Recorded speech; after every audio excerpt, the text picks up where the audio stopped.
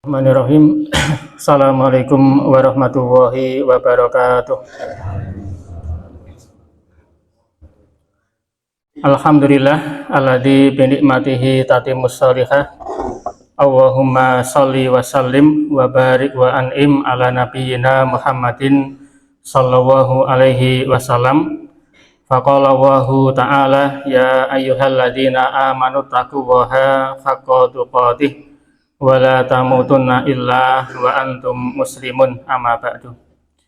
Jamaah salat Isya rahimakumullah, kita lajengaken pembahasan fikih salat. Malam hari ini kita masih melanjutkan tentang masalah fikih sujud. Kemarin sudah kita bahas, mungkin kita ulang secara singkat saja. Tata cara sujud yang benar adalah 7 anggota badan harus diletakkan di lantai. Yang pertama adalah dahi dan hidung, ini 1 anggota badan. Berikutnya 2 telapak tangan. 2 telapak tangan kemarin sudah kita sampaikan, ujung telapak tangan boleh sejajar telinga atau boleh sejajar pundak. Kemudian ujung atau jari-jari dirapatkan, kemudian seluruh jari dihadapkan ke kiblat. Kemudian juga posisi hasta harus diangkat. Jari hasta adalah dari pergelangan kaki, pergelangan tangan sampai dengan siku, tidak boleh diletakkan di lantai tetapi harus diangkat.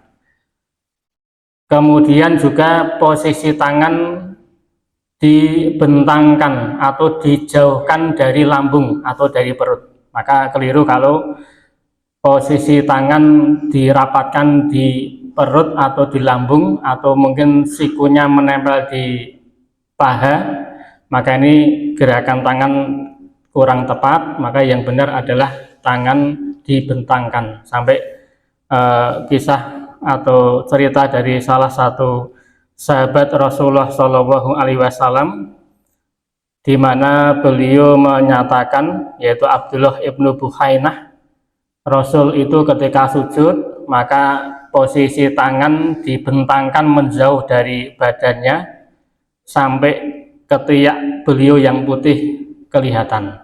Karena kadangkala Rasul dan para sahabat dulu kadang sholat pakai gamis, pakaian yang seperti kita pakai, tapi kadang juga pakaian seperti ihram, sehingga kalau posisi pakaian seperti ihram, sampai ketika tangan beliau dijauhkan dari perut beliau, dari lambung beliau sampai ketiak putih beliau sampai kelihatan. Ini posisi tangan yang benar. Kecuali kalau sholat berjamaah, tentunya posisi tangan menyesuaikan dengan kondisi samping kiri dan kanan. Kemudian berikutnya lutut kiri kanan juga harus ditaruh di lantai. Kemudian juga terakhir ujung jari kaki juga diletakkan di lantai dengan posisi jari ditekuk menghadap ke arah kiblat. Jari-jari kaki ditekuk menghadap ke arah kiblat. Kemarin kita juga sudah bahas posisi tumit ada 2 pilihan. Pertama boleh dirapatkan antara tumit kiri dan kanan. Pendapat yang kedua, tumit juga boleh direnggangkan sebagaimana kita merenggangkan lutut kiri dan kanan. Ini sekilas mengulangi sedikit. Kemudian malam hari ini kita akan melanjutkan bahwa setelah membaca doa sujud, yaitu Subhana Rabbiyal A'la, atau dalam redaksi yang lain boleh ditambah wa bihamdi. Imam Ahmad mengatakan boleh Subhana Rabbiyal A'la, boleh juga Subhana Rabbiyal A'la wa bihamdi.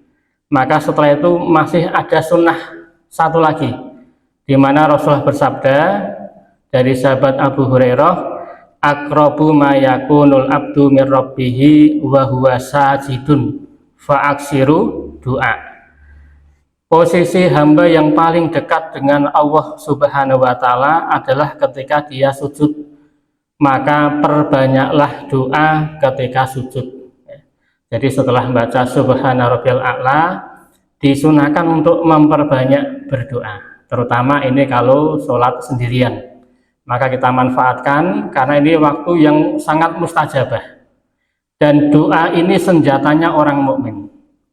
Ibnu Qayyim Al-Jauziyah mengatakan, sebab terkuat untuk mendapatkan keinginan kita dan sebab terkuat agar kita terhindar dari bahaya itu bukan ikhtiar, tetapi doa kepada Allah Subhanahu wa Ta'ala. Maka kata beliau, andaikan waktu untuk mendapatkan keinginan kita sangat mepet, hanya bisa ikhtiar atau hanya bisa doa saja, harus milih salah satunya, maka beliau menyarankan kita pilih doa saja, karena itu sebab yang terkuat.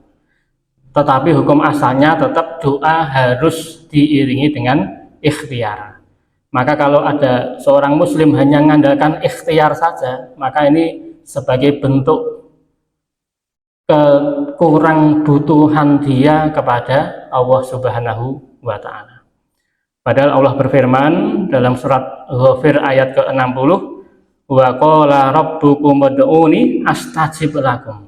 Dan Rabb kalian berfirman, berdoalah kalian kepadaku, pasti akan aku ijabahi.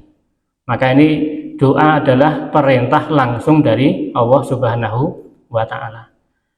Ada banyak hajat kita hari ini, kita juga punya banyak masalah, masing-masing orang pasti punya masalah khas sendiri-sendiri yang kalau kita ingin selesaikan dengan mengandalkan kecerdasan kita, masalah itu mungkin tidak selesai.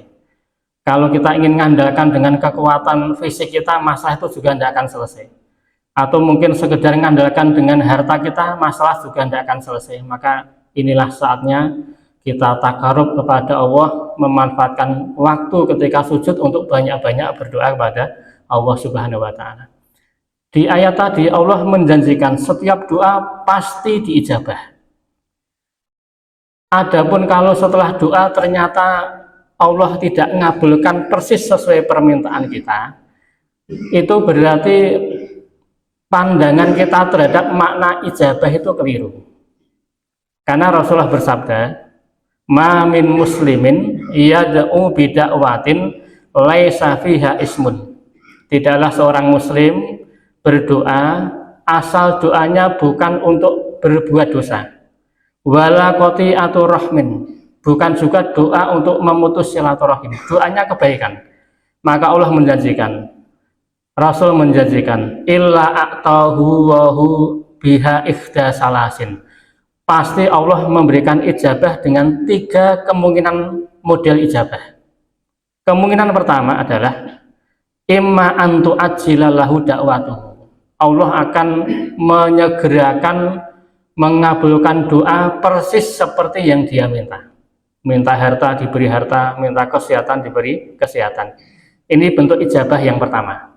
Bentuk ijabah yang kedua, wa imma ayyudakhiroha lahu fil akhirah, Allah akan simpan doa kita sebagai pahala dan nanti baru diberikan di akhirat, sebagai tambahan timbangan kebaikan nanti di akhirat. Itu jenis ijabah yang kedua. Kemudian jenis ijabah yang ketiga, wa imma ayyasrifa anhu minassu'i mislaha. Ijabah ketiga, kita akan dihindarkan dari bahaya setara dengan doa yang kita panjatkan. Dan ini kadang-kala kita tidak sadar.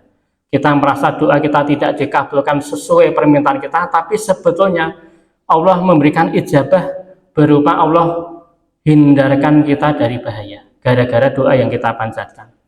Maka ketika mendengar penjelasan ini, ada satu sahabat berkata kepada Rasulullah, ya Rasulullah, idzan nuksir, ya Rasul, kalau memang begitu, setiap doa pasti diijabah, kita perbanyak saja doa.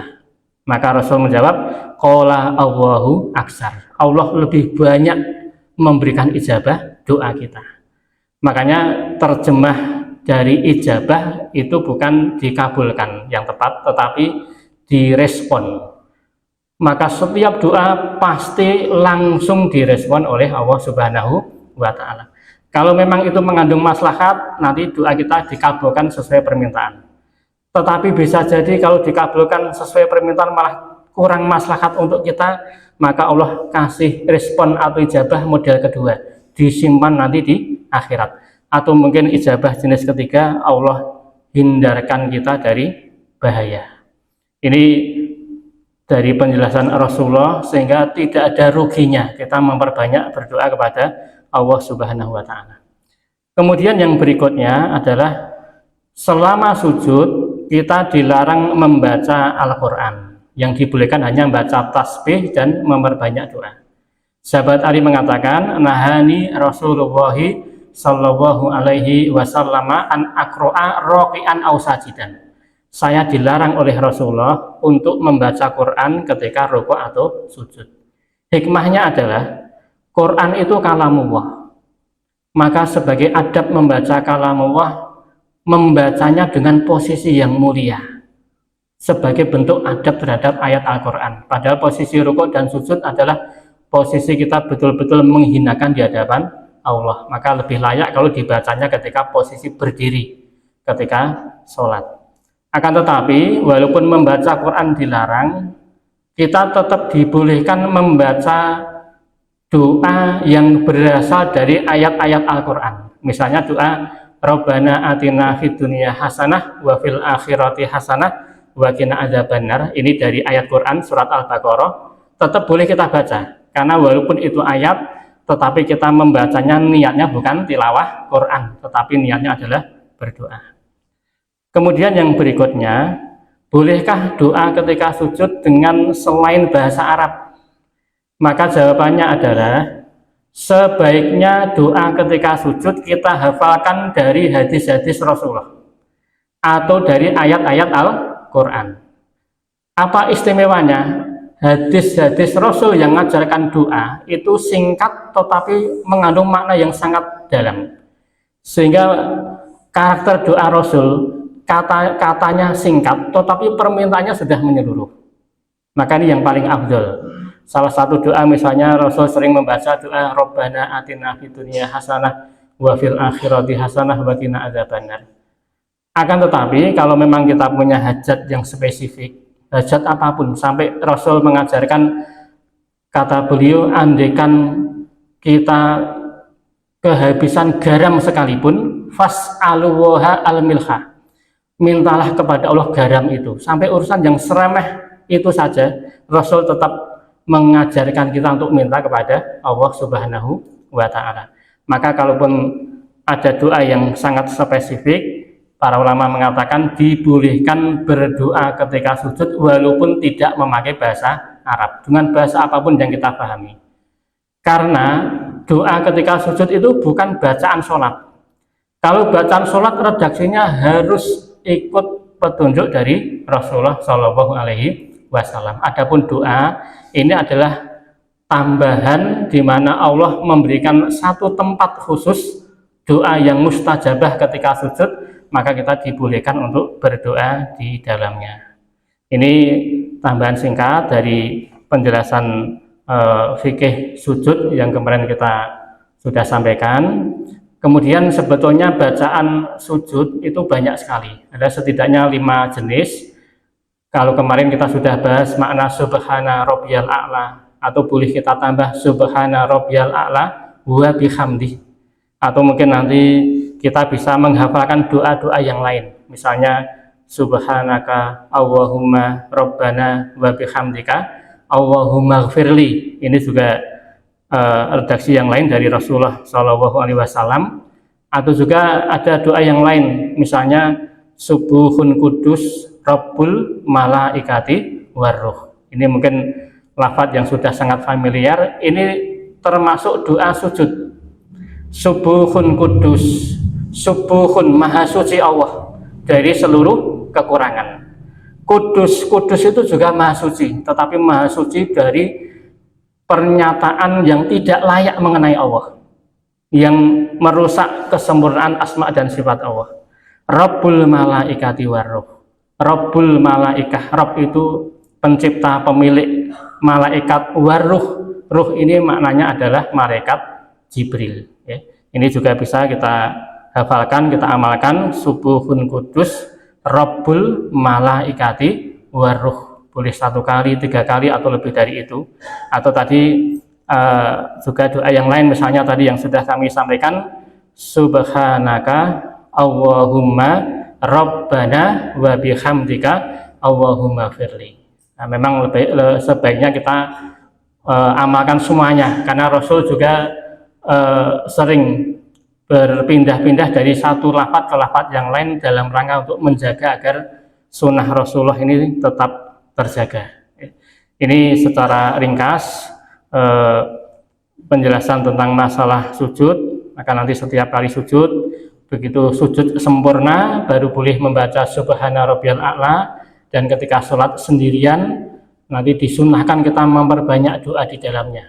Kita sampaikan seluruh hajat kita di dunia ini, boleh minta dunia, boleh minta akhirat juga boleh. Jadi doa ketika sujud ini sifatnya umum.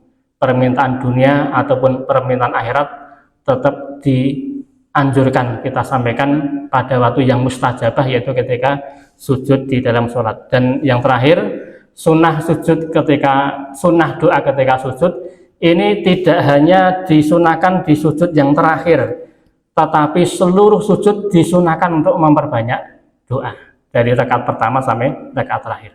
Saya kira demikian, mudah-mudahan ada manfaatnya. Alhamdulillahirabbil alamin. Assalamualaikum warahmatullahi wabarakatuh.